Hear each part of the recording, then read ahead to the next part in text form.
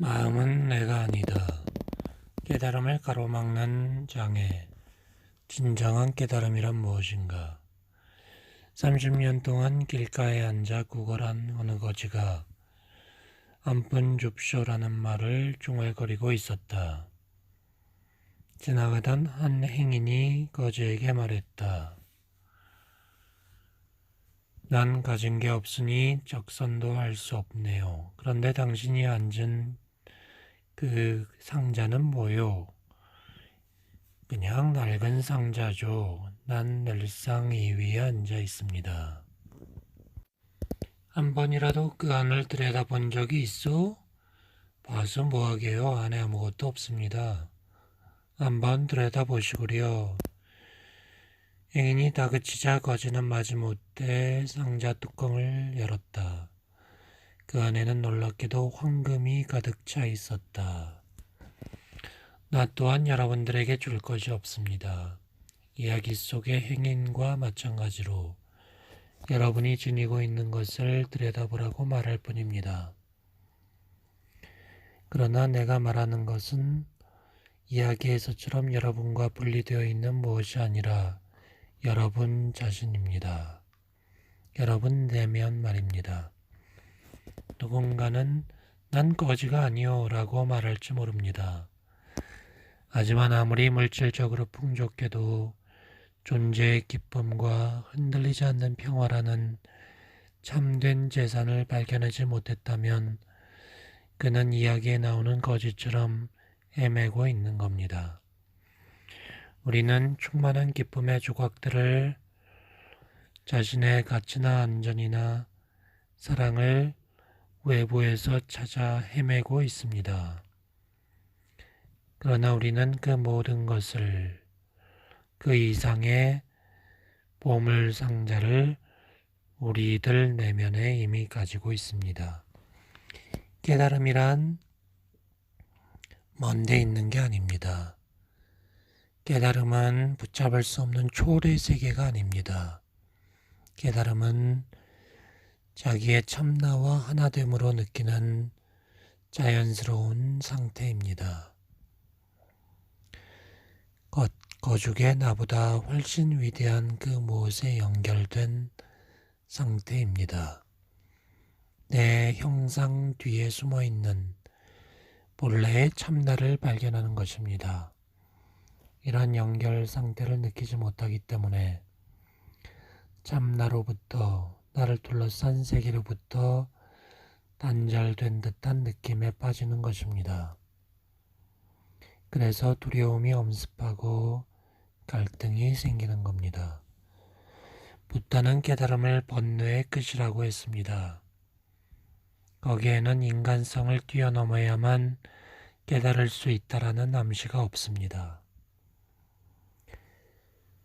물론 그것이 깨달음에 대한 완벽한 정의는 아닙니다. 깨달음이란 단지 번뇌가 아니라는 이야기일 뿐이니까.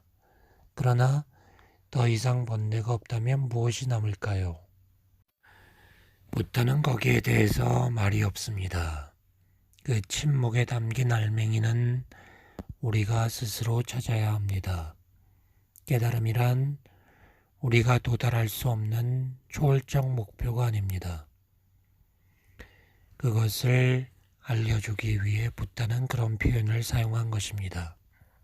그런데도 불자들은 깨달음을 부다만의 영역으로 치부하고 이번 생에서는 이룰 수 없다고 믿고 있습니다.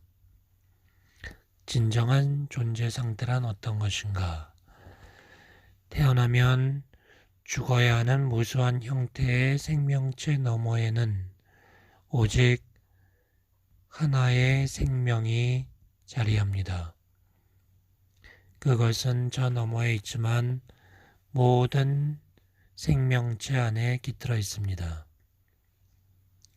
우리들에게는 눈에 보이지 않고 영원히 부서지지 않는 영원한 생명이 있는 것입니다. 우리는 지금이라도 당장 깊은 곳에 있는 우리 자신, 우리의 진정한 본질에 접근할 수 있습니다. 그러나 이를 생각으로 이해하려고 하면 안 됩니다. 생각이 정지되었을 때 본질을 알 수 있습니다. 지금 이 순간에 집중하고 있을 때 참나를 느낄 수 있습니다. 그러한 있음의 상태에 깨어 있으면서 그 알매 머무는 것이 깨달음의 상태입니다. 우리의 진정한 존재 상태를 경험하지 못하게 가로막는 장애물은 바로 우리의 마음입니다. 우리는 마음을 우리 자신과 동일시합니다. 그 때문에 무엇인가를 생각하지 않으면 안 된다고 스스로를 억압합니다. 생각을 멈출 수 없다는 것이 고통임에도 불구하고 우리는 이것을 깨닫지 못하고 있습니다. 우리 자신의 진정한 본질은 내면의 고요한 세계와 일치합니다. 갖가지 생각을 헤아리면서 그런 생각들을 나라고 착각하기 때문에 거짓 자아가 만들어지고 고통의 그림자가 드리워지는 것입니다. 깨달음이란 만물의 배경을 이루는 하나의 상태에 머물러 전체성으로 살아가는 것이고 평화로운 상태입니다. 눈에 보이지 않는 가장 깊은 곳에 진정한 자아와 하나 될 뿐만 아니라 눈에 보이는 세상 속의 생명력과도 하나가 되는 것입니다. 깨달음이란 안팎으로 일어나는 고통과 갈등의 끝일 뿐 아니라 멈출 줄 모르는 생각의 끝입니다. 우리를 구속하는 생각으로부터 벗어난다는 것은 해방입니다. 자신을 마음과 동일시하면 보이지 않는 장막이 생겨 고정관념에 사로잡히게 되고 말이나 이미지를 곱게 하고 나름의 판단을 내리게 되므로 진정한 관계를 이루지 못하게 됩니다. 눈에 보이는 물리적인 모습들과 형상들의 차원 밑바닥에서 당신은 만물과 하나입니다. 생각이라는 장막에 가려 본질을 잊고 있을 뿐입니다. 망각으로 인해 이런 하나됨의 상태를 자명한 현실로 느낄 수 없는 것입니다. 생각이라는 것은 질병입니다. 균형이 무너질 때 질병이 생깁니다. 올바르게 사용하면 마음은 좋은 도구지만 잘못 사용하면 파괴적이 됩니다. 잘못 사용하는 정도가 아니라 마음이 우리를 부리는 상태가 되어버립니다. 마음을 부리지 못하고 부림을 당하는 것이 질병입니다. 나를 내 마음이라고 믿는 것은 환상이고 속임수입니다. 부림을 당해야 할 도구가 노예가 주인의 자리를 점령한 것입니다.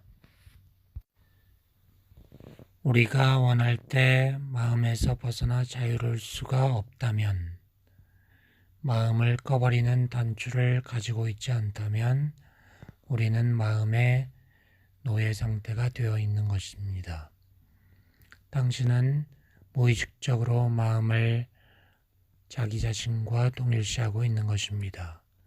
그래서 마음의 노예 상태가 되어 있다는 것도 모르는 것입니다.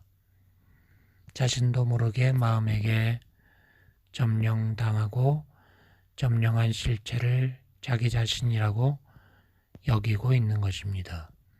자유를 향한 첫걸음은 점령한 실체인 생각하는 자가 참나가 아님을 깨닫는 것입니다.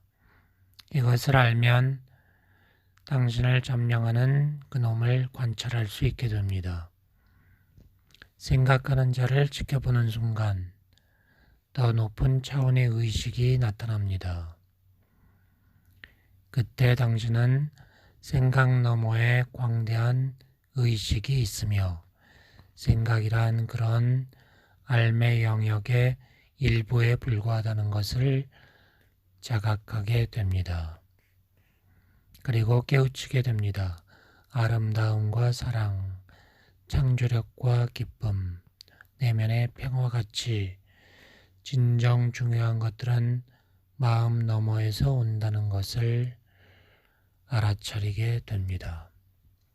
그럼으로써 망각의 잠에서 깨어나는 것입니다. 생각하는 자를 지켜본다는 것은 어떤 의미일까요? 어떤 사람이 의사에게 머릿속에서 목소리가 들린다고 말하면 의사는 정신병원에 가보라고 할 겁니다.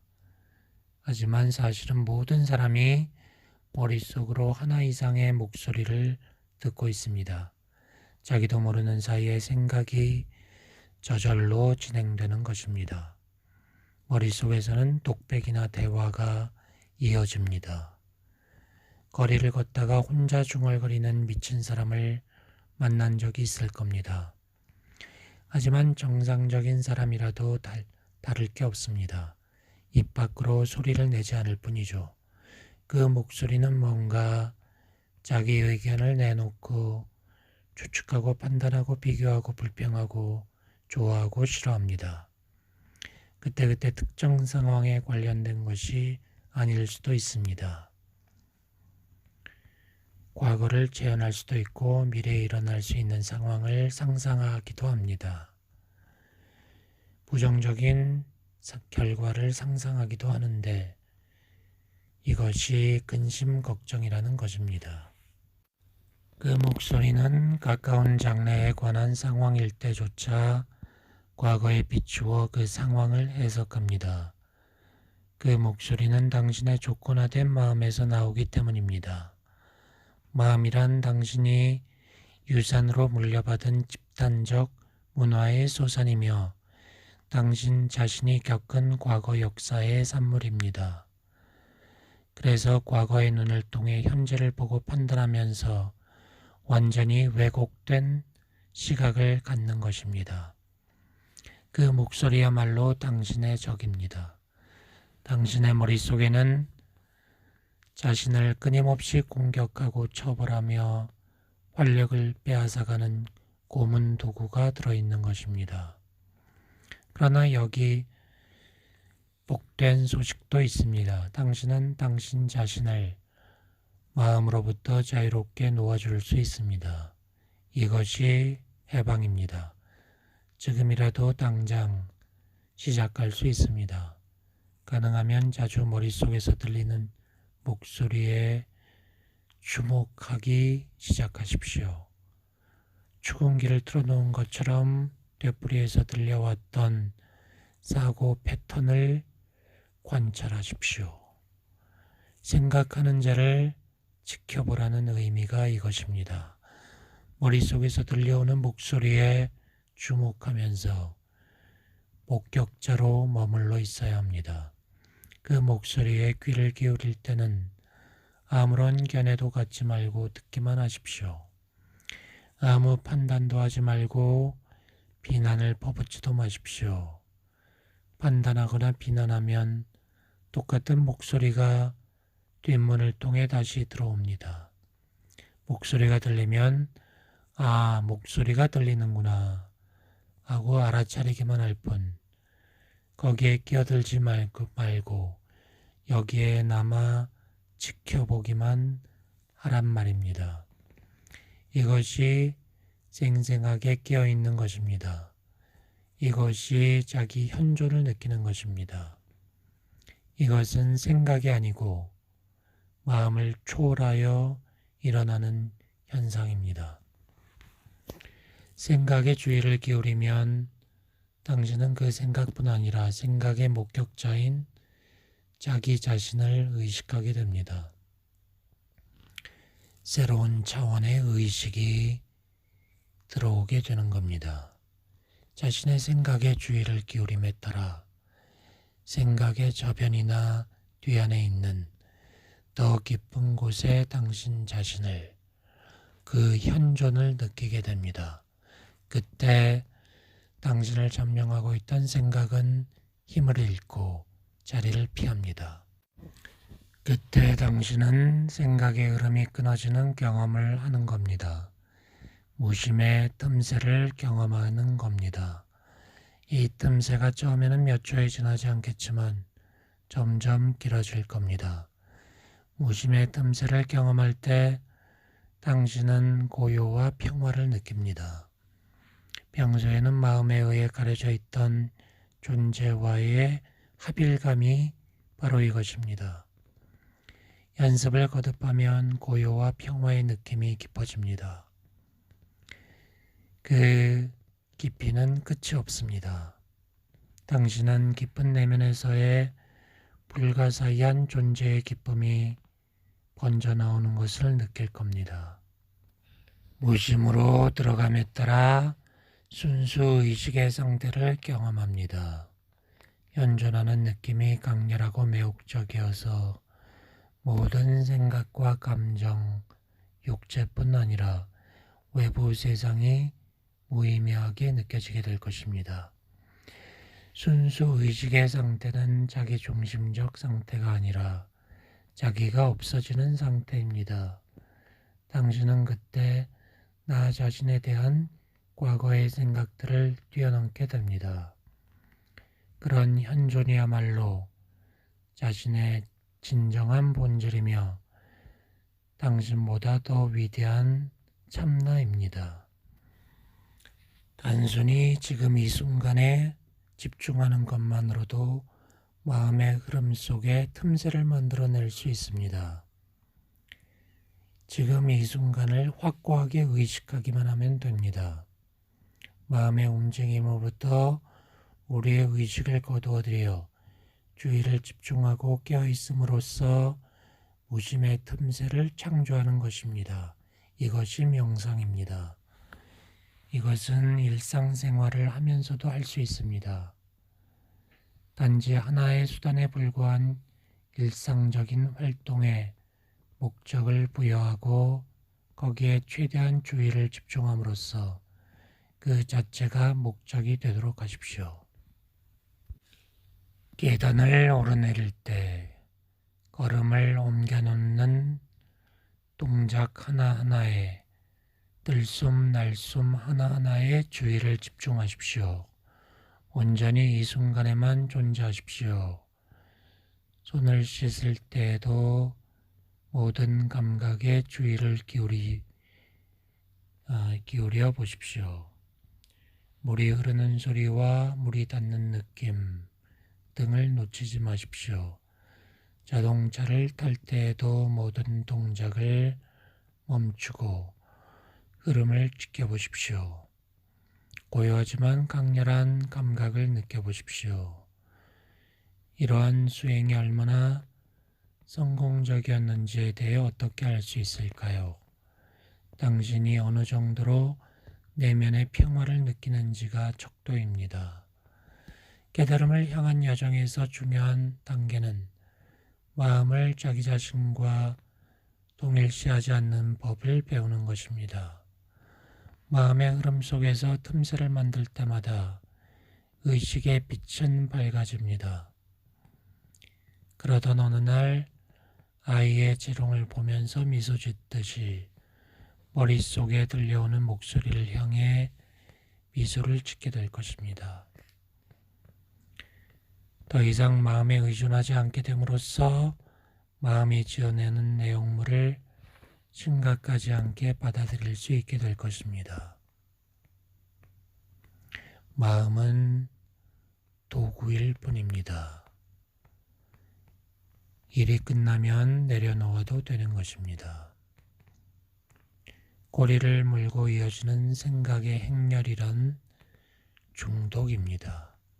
중독이라는 것은 내 마음대로 멈출 수 없는 것입니다. 우리는 자기 자신을 마음과 동일시하기 때문에 중독에 빠지는 것입니다. 지금 이 순간이야말로 자유를 향한 열쇠입니다.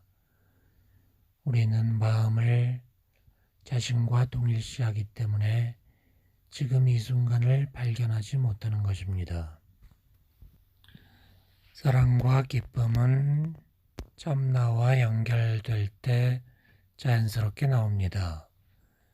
참나의 상태가 사랑과 기쁨의 상태이기 때문입니다. 생각의 흐름 속에 틈새가 생기면 사랑과 기쁨을 맛보게 됩니다. 하지만 대부분의 사람들은 그런 틈새를 경험하는 일이 거의 없습니다. 지극히 아름다운 상황에 놓여 있을 때, 위기일발의 상황에 처했을 때 마음이 멍한 상태가 되기도 합니다. 갑자기 내적 고요를 경험하는 겁니다. 거기에도 강렬한 기쁨과 사랑과 평화가 있습니다. 그러나 그런 순간은 오래 지속되지 않습니다. 마음이 생각이라는 활동으로 돌아가기 때문이죠. 사랑과 기쁨과 평화는 생각의 지배로부터 우리 스스로를 해방시키기 전까지는 꽃 피울 수가 없습니다. 사랑과 기쁨과 평화는 감정이 아니고 감정 넘어 더 깊은 차원에 존재하는 것입니다. 감정을 완전히 의식하고 느낄 수 있어야만 그 너머의 것들도 느낄 수 있습니다. 사랑과 기쁨과 평화는 존재의 심오한 상태입니다. 자신의 진정한 존재와 연결된 상태죠. 그런 상태는 마음 너머에서 일어나므로 대립이 없습니다. 반면 마음의 일부인 감정은 이원성의 법칙에 따릅니다. 악이 없으면 선도 없죠. 마음을 자신과 동일시하는 깨닫지 못한 상태에서 경험하는 기쁨이란 고통의 반대편에 있는 쾌락에 지나지 않습니다. 거기에 사로잡혀서는 쾌락과 고통이라는 극단을 왔다 갔다 할 뿐입니다. 쾌락은 항상 외부에서 오지만 기쁨은 내면에서 일어납니다. 오늘 즐거움을 주는 것이 내일은 고통으로 변할 수 있습니다. 쾌락이 떠난 자리에는 고통이 남게 됩니다. 우리가 사랑이라고 하는 것 또한 마찬가지입니다. 잠시 동안 좋을 수 있겠지만 사랑은 위태롭고 중독적인 집착이 되기 쉽습니다. 수많은 사랑의 관계를 보면 사랑과 증오가 밀당을 되풀이할 뿐입니다. 진정한 사랑은 고통을 주지 않습니다. 진정한 사랑은 갑작스럽게 증오로 변하지 않고 진정한 기쁨도 쉽게 고통으로 변하지 않기 때문입니다. 자신을 마음과 동일시하는 데서 벗어나지 못한 상태에서도 진정한 기쁨과 진정한 사랑을 내면의 깊은 평화를 고요하면서도 진정 살아있다는 감각을 잠깐 경험할 수는 있습니다. 그러나 그런 순간은 잠시뿐이고 곧 사라져 버립니다. 그러면 소중한 무언가를 잃어버린 느낌이 들 수도 있습니다. 혹은 그것은 부질없는 환상이었을 뿐이라는 마음의 속삭임에 설득당할지도 모릅니다. 하지만 그것은 환상이 아닙니다. 그것은 이룰 수 없는 것입니다. 우리가 본래 처해 있던 상태의 일부이기 때문에 마음에 의해 가려질 수는 있지만 파괴될 수는 없습니다. 모든 탐욕은 순수한 존재의 기쁨 대신 외부 세상과 미래에서 구원이나 만족을 추구하는 마음입니다. 나와 나의 마음을 동일시하는 한 그러한 탐욕, 욕구, 바람, 애착, 혐오에서 벗어날 수 없지만 그것들과 분리되면 나는 존재하지 않게 됩니다. 단지 어떤 가능성, 어떤 충족되지 못한 잠재력, 아직 뿌려지지 않은 씨앗으로 존재할 뿐입니다. 그런 상태에서는 자유나 깨달음에 대한 바람조차도 미래의 만족이나 완성을 위한 또 다른 집착에 불과합니다. 욕망으로부터 벗어나려고 하지 마십시오. 깨달음을 성취하려고 하지 마십시오. 지금 이 순간에 존재하십시오. 마음을 지켜보는 자로 남아 있어야 합니다. 붓다가 되십시오. 깨어난 자가 되십시오. 은총의 상태에서 떨어져 나온 인간들은 시간과 마음의 영역에 묶여 충만한 존재의 상태를 잃어버리고 영겁의 세월 동안 고통의 소나기에 있었습니다. 스스로 근원과 이어지지 못하고 서로에게 이어지지 못한 채 우주를 떠도는 무의미한 조각들로 인식하고 있었습니다. 마음을 자신이라고 여기는 한, 영적으로 깨어나지 못하는 한 고통은 피할 수 없습니다. 우선 감정적인 고통을 피할 수 없을 것이고, 감정적인 고통은 육체의 질병의 원인이 됩니다. 원망, 증오, 죄의식, 분노, 우울, 질투 모두 고통의 모습들입니다. 쾌락이나 감정적인 도취는 고통의 씨앗을 내포하고 있어서 언젠가는 반대쪽으로 움직이게 될 것입니다.